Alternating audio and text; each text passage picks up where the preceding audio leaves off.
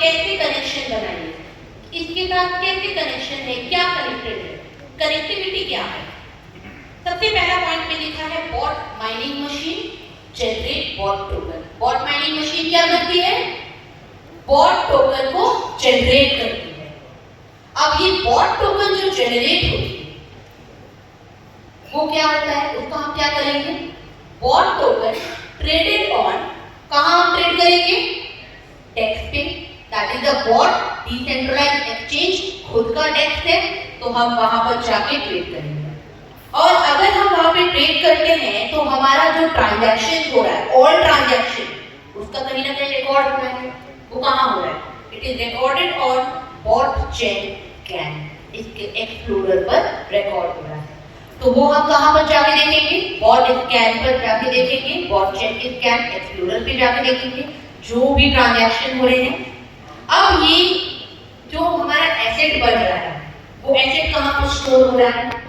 वो asset store हो रहा है BOT बॉट वॉलेट, इसका खुद का ऑल इन वन वॉलेट जहां पर स्टेकिंग इनकम, माइनिंग इनकम, हर तरह का इनकम एसेट को स्टोर कर सकते हैं, रिसीव कर सकते हैं। It is a all in one wallet, bot wallet. Conclusion, all components operate within a fully integrated ecosystem, seamlessly connected end-to-end blockchain.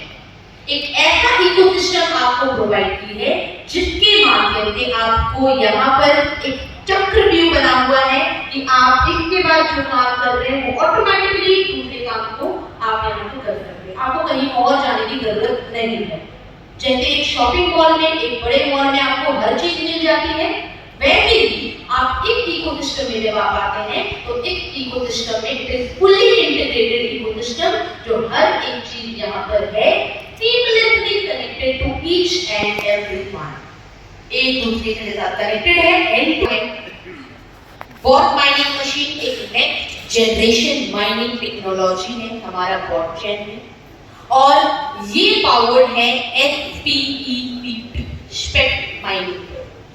अब इसका डिफरेंशिएट हम लोग आगे पे देखेंगे कि BTC और बॉट में क्या डिफरेंशिएट है, क्या बेनिफिट हमें ज्यादा देंगे, हम BTC क्यों ना लें और बॉट क्यों लें, यहाँ पर हमें देखने को मिलेगा। More efficient than traditional mining, traditional mining में ज्यादा एफिशिएंट है हमारा बॉट माइनिंग मशीन। फोकस क्या है बॉट माइनिंग मशीन का? लो कॉस्ट हाई एफिशिएंसी, आपको यहाँ पर कॉस्ट कम लगेगी और एफिशिएंसी इसका आपको ज्यादा मिलेगी। Comparison with bitcoin mining, electricity cost lower. Bitcoin के मुताबिक अगर हम बिटकॉइन के साथ कंपेयर करेंगे बॉट का, तो बॉट में हमारा इलेक्ट्रिसिटी कॉस्ट जो है वो कम लगेंगे BTC। हार्डवेयर कॉस्ट यानी कि जो भी वायरिंग, जो भी चीजें हार्डवेयर कॉस्ट लगती है वो BT ये मोर अफोर्डेबल है, यानी कि आप आसानी से इसे अफोर्ड कर सकते हैं, हर कोई कर सकता है अफोर्ड। सस्टेनेबिलिटी की अगर बात की जाए तो मोर एनर्जी एफिशिएंट है, यानी कि इसकी सस्टेनेबिलिटी जो है वो लॉन्ग टर्म है, और आप यहाँ पर जो काम करेंगे बॉट माइनिंग मशीन जो बेनिफिट आपको यहाँ पर देने वाली है जो काफी बेहतरीन है, more scalable and cost effective compare to bitcoin mining. BTC से हमारा बॉट माइनिंग ज्यादा एफिशिएंसी है, ज्यादा बेनिफिट देगी, कम कॉस्ट में यानी कि लो कॉस्ट में ज्यादा स्केलेबल और ज्यादा एफिशिएंटली हमें एफिशिएंट यानी कि बेनिफिट हमें BOT दे देगा। अब इसका डिफरेंशिएट हम लोग देखेंगे आगे कैसे। Bitcoin mining vs bot, BTC mining और बॉट माइनिंग का डिफरेंशिएट क्या है देखिए। सबसे पहले आप यहाँ पर देखेंगे एस्पेक्ट, यानी कि इसका क्या क्या मेन पार्ट है बिटकॉइन माइनिंग का और बॉट माइनिंग में क्या क्या डिफरेंशिएट है। सबसे पहला आता है इलेक्ट्रिसिटी, कितना ज्यादा है और कितना कम है। बिटकॉइन माइनिंग में इलेक्ट्रिसिटी ज्यादा है, यानी कि बिटकॉइन माइनिंग का इलेक्ट्रिसिटी का जब कॉस्ट आती है वो ज्यादा आती है, हायर है, और बॉट का लो है यानी कि कम आता है। तो इन दोनों में अगर डिफरेंशिएट किया जाए तो बिटकॉइन में ज्यादा है और बॉट माइनिंग में कम है। इसमें इलेक्ट्रिसिटी में हार्डवेयर यानी कि जो भी वायरिंग कॉस्ट, जो भी ये हार्डवेयर का चीजें लगती है वो माइनिंग को सेटअप करने के लिए, the setup cost. Bitcoin mining में एक्सपेंसिव ASIC का यूज किया जाता है, क्योंकि ASIC से ही बिटकॉइन माइनिंग का सेटअप होता है और बॉट माइनिंग का ऑप्टिमाइज मशीन पे कि आने वाला समय में बॉट आपको ज्यादा बेनिफिट देगा, तो किस तौर पे देने वाला है। जो भी यहाँ पर माइनिंग मशीन को परचेज किए हैं, जो भी आज यहाँ पर माइनिंग मशीन को देख रहे हैं, आज भले ही आपको लग रहा है between bitcoin mining machine and bot mining machine. अब दोस्तों यहाँ पर आपको एक चीज दिख रहा होगा, cost category, item, typical cost and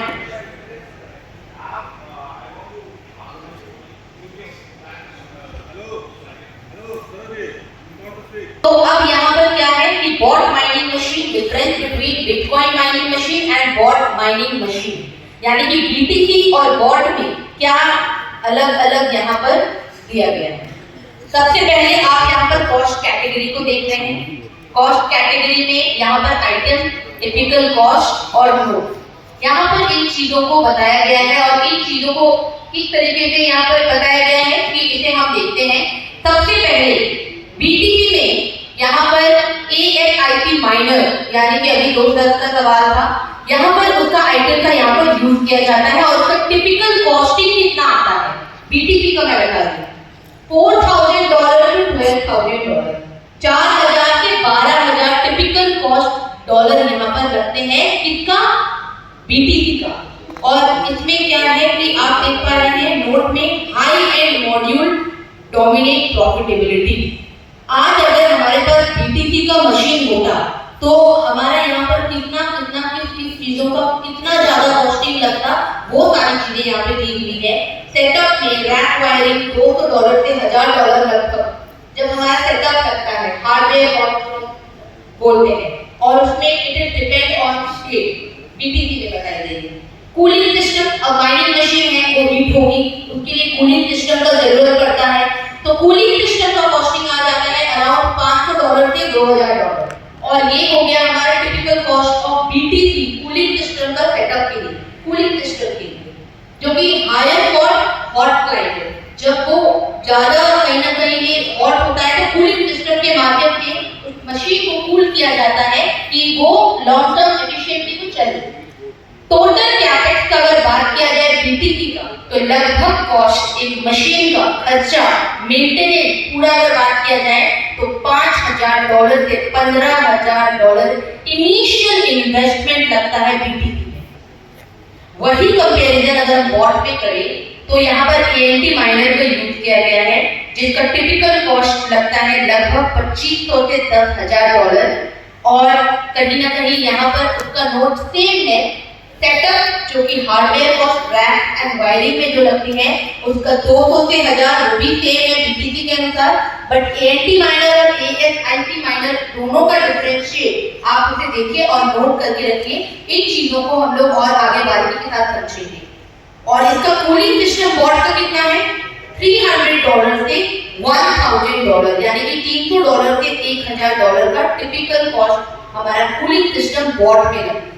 लेकिन टोटल कितना हमारा लग रहा है BTC और बॉट के अनुसार, BTC में 5,000 से 15,000 लगभग और बॉट में $3,000 से $12,000 के बीच में हमारा कॉस्टिंग आता है इनिशियल इन्वेस्टमेंट।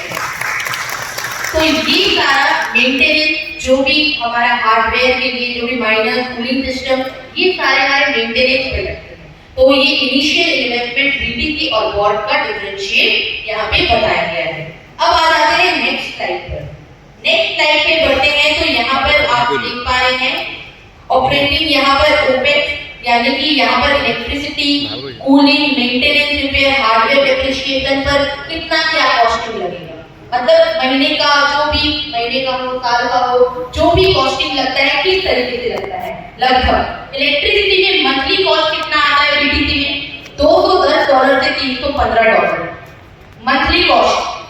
एनुअल सालाना, ईयरली यहाँ पर एनुअल कॉस्ट कितना, $2,500 से $3,800, $3,800। तो it is based on 0.08 to 0.12, ये जो है इलेक्ट्रिसिटी का यहाँ पर मेजर किया गया है और यहाँ पर इनका मंथली कॉस्ट बीटीसी का कितना लग रहा है और एनुअल कॉस्ट कितना है, आप वॉट के साथ कंपेयर करके देख सकते हैं। वही अगर वॉट में हम इलेक्ट्रिसिटी का कॉस्टिंग देखें तो $78.75 से लेकर के $157.5 मंथली कॉस्ट, यानी कि एनुअल कॉस्ट $945 से $1,890 only as per electricity BTC और वॉट का अगर कंपेयर किया जाए। तो कहीं ना कहीं शुरुआती में जैसे हम बताए थे कि बीटीसी में हाई लगता है और वॉट में लो, तो ये आप कैलकुलेट करके देख सकते हैं कि मंथली कॉस्टिंग कितना पड़ रहा है इलेक्ट्रिसिटी में, महीने का कितना इलेक्ट्रिसिटी चार्ज आपका आ रहा है। कूलिंग एक्स्ट्रा, यहाँ पर मंथली कॉस्ट आपका लगभग $10 से $200, सेम वॉट में भी वही है। मेंटेनेंस और रिपेयर की अगर बात की जाए तो मंथली कॉस्ट वैसा कुछ खास नहीं लगता है। मंथली एनुअल की करीबन आपका $100, लेकिन बीटीसी में $200 से $300। तो मेंटेनेंस एंड रिपेयर में भी बीटीसी ज्यादा है कंपेयर टू वॉट, जहां पर आपका मेंटेनेंस और रिपेयर एनुअल कॉस्ट यहाँ पे बताया गया है। नेक्स्ट आ जाता है इसका हार्डवेयर डेप्रिसिएशन कितना है, $0 से $100 ओनली एनुअल कॉस्ट, और वही अगर हम बीटीसी का देखें तो 16 से $2400 का यहाँ पर ओवर 3 to 4 इयर्स 3 से 4 साल में हार्डवेयर डेप्रिसिएशन जो प्राइस जो कॉस्टिंग लग रही है वो जाएगा।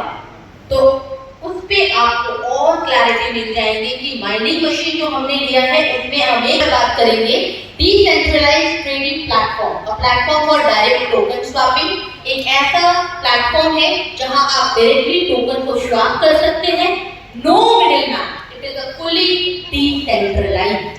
फुली डिसेंट्रलाइज्ड मतलब यहां कोई मिडिलमैन नहीं, आप यहां पर खुद ओनर होते हो।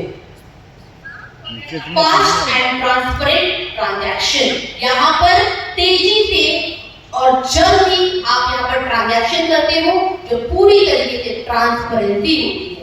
जितना ज्यादा ट्रांसपेरेंसी होगा उतना सिक्योरिटी बढ़ेगा। उस डिस्कवर पेज पर जाके हमें वहां पर क्या सर्च करना है, dexbotchain.in। उसको जब हम सर्च करते हैं स्टेप 2 में एंटर द डेक्स लिंक आपको मिल जाएंगे।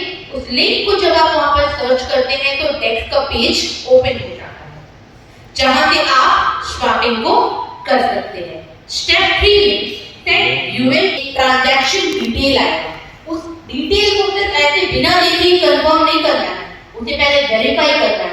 You have to check everything, कहां से किस एड्रेस से कहां जाना डाले, कैसे कितना नेटवर्क भी क्या लग रहा है, हर एक चीजों को हम ट्रांजैक्शन डिटेल को चेक करेंगे, वेरीफाई करेंगे एंड आफ्टर दैट हम उसको क्या करेंगे, कंफर्म। जब हम कंफर्म करते हैं तो हमारा मेन पेज में बॉट का जो हमारा वैल्यू है वो वहां पे सक्सेसफुली ऐड होता है। इस तरीके से हम यहाँ पर डेक्स में यानी कि डिसेंट्रलाइज्ड एक्सचेंज पर जाके स्वैप करके इस तरीके से अपने मेन पेज में USDT टू बॉट इस तरीके से कोई भी सेटल स्वैप सेटल के साथ से बॉट में हम कन्वर्ट यानी कि स्वैपिंग कर सकते हैं। क्लियर है आगे? ये पहले हम क्या देखें, टेक जो कि डिसेंट्रलाइज्ड एक्सचेंज। अब हम यहाँ पर क्या देख रहे हैं, बॉटचेन स्कैन। ये है हमारा एक्सप्लोरर जो कि एक गूगल सर्च टूल की तरह है। जैसे हमें कोई चीज को वेरीफाई करना होता है, सर्च करना होता है, तो हम तुरंत गूगल पर जाके उसे सर्च करते हैं और सारा डिटेल सारी चीजें हमें वहां पर मिल जाती है। एग्जैक्टली हम जब बॉटचेन स्कैन पर जाते हैं तो हमें ब्लॉकचेन की ट्रांसपेरेंसी दिखती है। आज जो भी हम ट्रांजैक्शन कर रहे हैं, जो भी वॉलेट एड्रेस है, जो भी हैश है, वो सारी चीजों को हम हमारे ब्लॉकचेन पर जाके उसकी ट्रांसपेरेंसी को देख सकते हैं। तो अब हमारा विश्वास और आगे बढ़ेगा जब हम चीजों को देखेंगे, खुद वेरीफाई करेंगे। जो भी एड्रेस आपको मिलता है, मान लीजिए जो भी आज हम लोग काफी लोगों का सवाल होता है, जो हम डिपॉजिट कर रहे हैं फंड, वो फंड जा कहाँ रहा है, किस तरीके से जनरेट हो रहा है। काफी लोगों का मन में सवाल होता है वो फंड जा कहाँ रहा है, कैसे जनरेशन हो रहा है, कैसे लोगों में डिस्ट्रीब्यूशन हो रही है, और इम्यूटेबल है, it can not be altered. Verify transaction hash from BTEC यहाँ पर की मैसेज आपको दिया गया है, ट्रस्ट थ्रू ट्रांसपेरेंसी। मुझे आपको मेरे बातों पे विश्वास करने की जरूरत नहीं है, ना ही आपके सीनियर की, ना ही आपको किसी और की। आप खुद भी तो वेरीफाई करके देख सकते हैं। हर किसी के पास डिजिटल एसेट है,